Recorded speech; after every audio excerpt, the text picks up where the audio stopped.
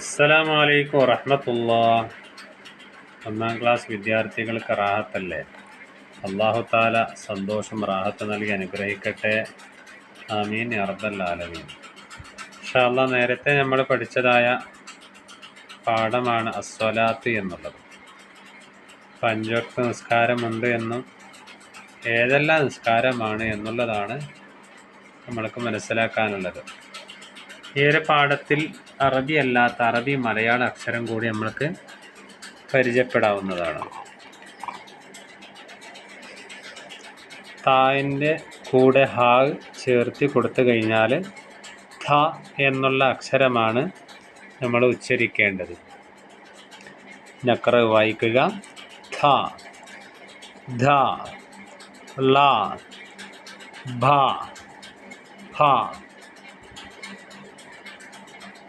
ഇതിൻ്റെ നേരെ താഴെ മലയാളത്തിൽ എഴുതി കൊടുത്തിട്ടുണ്ട്. മലയാളം അറിയുന്നവർ അതും മനസ്സിലാക്കാവുന്നതാണ്. അറബി മലയാളമാണ് നെക്സ്റ്റ് വരുന്ന ഓരോ ക്ലാസ്സുകളിലെ പാഠങ്ങളുടെ വർക്ക് ബുക്കുകളെല്ലാം കംപ്ലീറ്റ് ചെയ്യാൻ വേണ്ടി ഉപയോഗിക്കുന്നതായ അക്ഷരമായതുകൊണ്ട് തന്നെ കുട്ടികൾ ഇത് ശ്രദ്ധയോടുകൂടെ മനസ്സിലാക്കുകയും പഠിക്കുകയും ചെയ്യുക എന്നുള്ളത് വളരെ അത്യാവശ്യമായ കാര്യമാണ്.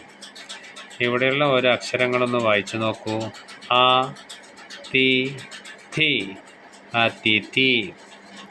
ബു, ധ, ന്, ബുധൻ. താളി, താളി. സഭ, സഭ. ഫലം, ഫലം. ഇത് വീണ്ടും ആവർത്തിച്ച് വായിക്കേണ്ടതാണ്. നസിൽ ഒനഖറ ഇവിടെ ചേർത്തി കൊണ്ടാണ് നമ്മൾ വായിക്കേണ്ടത്. നിസ്കാരം. നേരത്തെ നമ്മൾ പാട്ടിൽ ഇതിൻ്റെ വരികൾ മനസ്സിലാക്കിയിട്ടുണ്ട്. നിസ്കാരം നിത്യം ചെയ്യണം. നിസ്കാരം കൃത്യമായി ചെയ്യണം.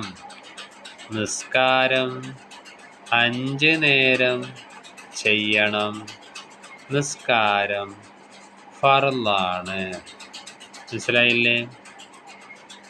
ഇതിൻ്റെ നേരെ താഴെ ഭാഗത്ത് നസ്വിൽ ചേർത്തി വായിക്കുക. ളുഹ്റൻ. ളുഹ്ർ നിസ്കാരം ഏത് സമയത്തെന്നാണ് നമ്മൾ പഠിച്ചത്? ഉച്ച തിരിഞ്ഞ്.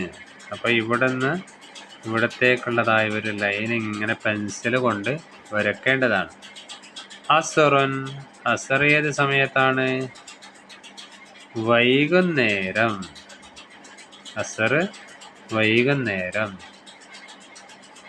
മഗ്രിബുൻ. മഗ്രിബ് ഏത് നേരത്താണ്? സന്ധ്യക്ക്. മഗ്രിബ് നിസ്കാരം സന്ധ്യക്കാണ്. ഇഷാവുൻ. ഇഷാ നിസ്കാരം എപ്പോഴാണ്? രാത്രി. ഇഷാവുൻ രാത്രി. സുബുഹ് നിസ്കാരം എപ്പോഴാണ്? പുലരിക്ക്. സുബുഹ് പുലരിക്ക്. അപ്പോൾ മൊത്തത്തിൽ ഒരു ദിവസത്തിൽ എത്ര നിസ്കാരങ്ങളുണ്ട്? 5 നിസ്കാരങ്ങൾ. ഏതെല്ലാം? ളുഹ്റുൻ, അസ്റുൻ, മഗ്രിബുൻ, ഇഷാവുൻ, സുബുഹുൻ. പാഠം മനസ്സിലായില്ലേ?